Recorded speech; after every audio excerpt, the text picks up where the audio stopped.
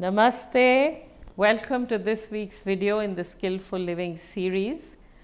Today, as I talk to you, restrictions connected with the coronavirus are being eased in many countries.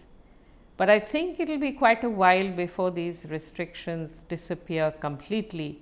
So today I really want to talk about how we want to live going forward.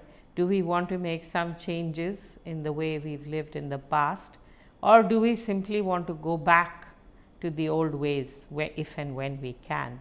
Are there some changes that we would want to bring to our lives, to the way we live? Some improvements, let's say. Obviously, we only change for the better. Has this experience of the virus taught us anything? What can we learn from it?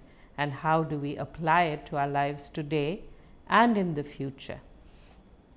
I think one thing that we all need to be focused on is remaining flexible, because we are living in times that change rather quickly and sometimes quite drastically. But setting that aside, there are many other issues as well. And in this Skillful Living series, I have talked a lot about the teachings of the Bhagavad Gita, the Toltec wisdom of Central America, the ideas that come to us from the Reiki healing tradition, and many more traditions. At least I've touched on many other traditions as well. I believe it's now time for us to gather all this knowledge that we've acquired and apply it to our situation today and to how we want to live tomorrow or the day after tomorrow. So now I want to talk about some things that we might actually want to change about the way that we live. Not just being forced to change because of the virus, but do we willingly want to bring some changes to our lives or not? The threat posed by this global pandemic has brought a lot of hardship. For some people, it's been really material hardship. For others, it's been more mental and psychological, emotional. But all of us have found some hardship. I believe it's also brought the opportunity to reflect, to press the pause button on our often really busy lives. I think most of us were so busy before the virus that we, in a way, didn't have time to think and choose how we wanted to live. So this virus has forced us to stop in our tracks, in a way, and it's given us the time and the opportunity to reflect, to think about how we want to live, how we want to run our relationship with ourselves, perhaps the most important relationship of all, with our families, how we want to relate to our work, and also, very important, how we want to relate to our planet. Let us start with ourselves. If there is one thing that the virus has taught us, it is that as human beings we are all connected. So connected that we actually can't get away from this connectedness. We have to put in place circuit breakers and lockdowns to try and break the connection. In a few months, the virus has spread throughout the world, essentially through human contact. It may have started in an animal, but it has spread through human connectedness. So this is a wake-up call to all of us, to remind us that we are connected and we ignore this connection at our peril.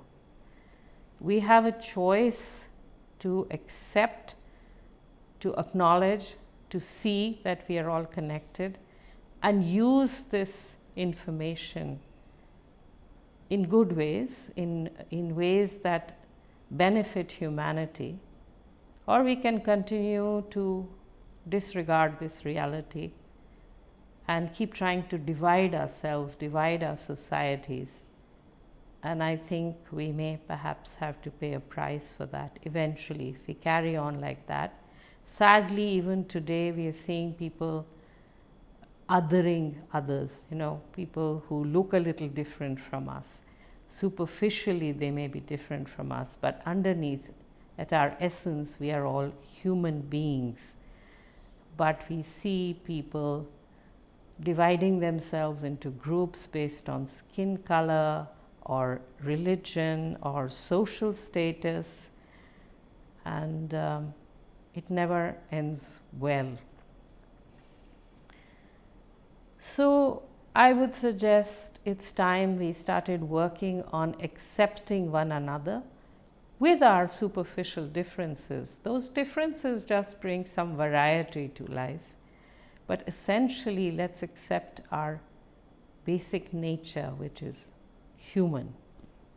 In fact, if we can carry that thought further, we could also see our connections with all living creatures in our world. But at least let's start with ourselves as human beings. At this time, when we are all in trouble of some sort or the other, let's try and see how we can help one another.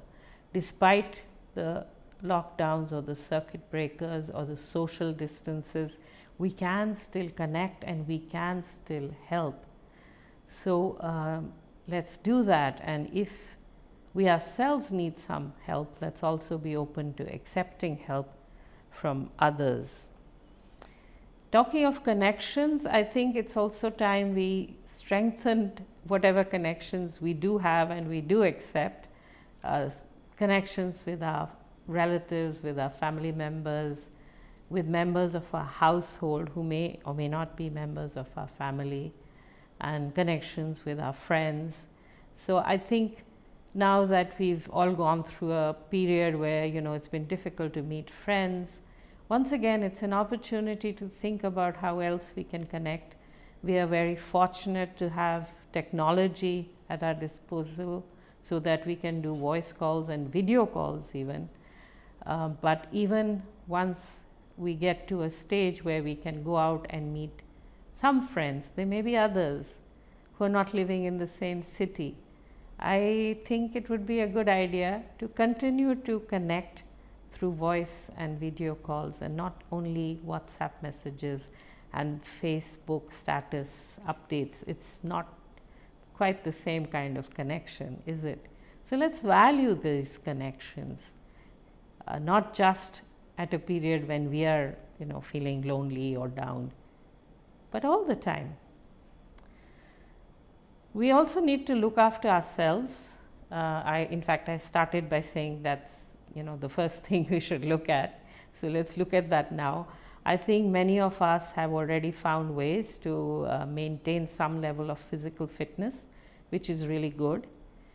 But I think some of us may be neglecting our mental and spiritual health, which is at least equally important, if not more so. So let's ask ourselves, each of us, am I happy?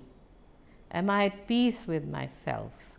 Are my spirits high, or at least on an even keel? If not, then I think we need to put in some effort there. We need to really nourish our bodies, our minds, and our spirit. So many things to help physically and mentally. It's helpful to do some exercise or yoga even at home, or to walk if you can. But I want to look a little bit more specifically at how to stay at peace with ourselves. And I think one thing that really helps here is to accept that certain things are in our control and certain other things are not in our control.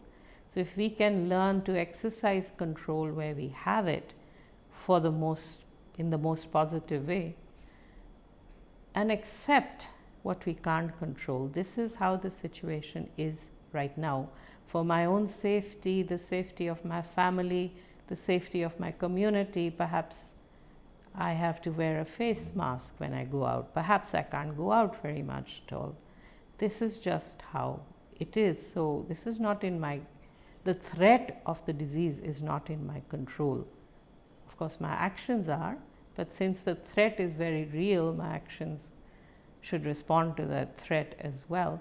So if I can accept that there is a health scare, a health threat, which I cannot really do anything about, I can't make it go away. Accept that and then act in the most responsible way. So maybe wear your mask or limit your outings, or your meeting, keep your social distance, whatever it might be. And here I'd like to remind all of us, including myself, of the wonderful Serenity Prayer, which was composed by Reinhold Niebuhr.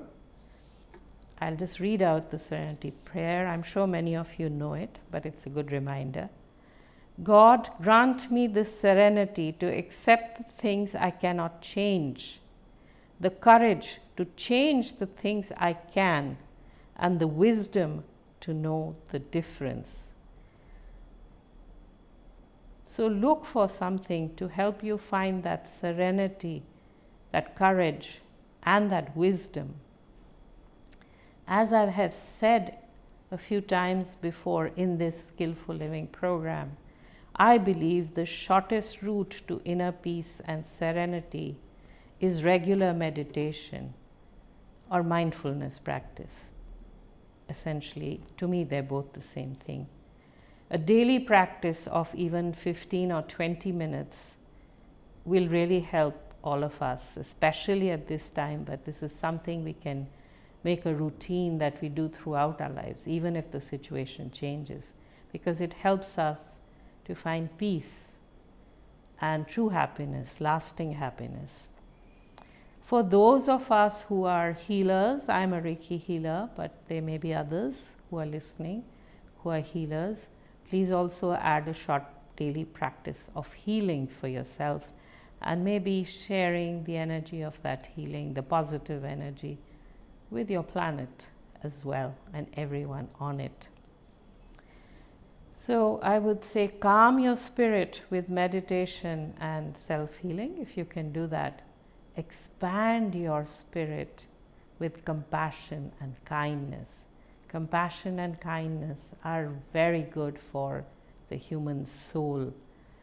There are so many opportunities to practice compassion and kindness, both to help others, but also actually to help ourselves, to expand our spirit, to be happier and more peaceful human beings. So here in Singapore, for example, you can help in some way the migrant workers who are somehow stuck in their dormitories right now in probably very cramped conditions, more so than most of us. So you can cook a meal for them or donate something they need or donate money to NGOs who are working with them. And wherever you are in your own country, look for ways that you can help others for their sake and also for your own. In a different way, you can also help members of your own family and your household. And I say household because in my household, we are 3 members of the same family, plus 2 helpers as well. And the entire household is important. So do what you can to help others in whichever way you can. Maybe sometimes just talking to people, sometimes listening to people. When you start getting on each other's nerves, which can happen in lockdown, remind yourselves of what's important. Remind yourself that you're all connected in a positive way, whatever it is. So start to help people around you. And again, the virus has shown us how important it is to nurture these relationships. I will talk about this some more next week. For now, I just want to leave you with this thought. Value and nourish yourself, your family, and your community, because these relationships may well turn out to be the most important ones in your life. That's all I have for today. Thank you for watching. Namaste.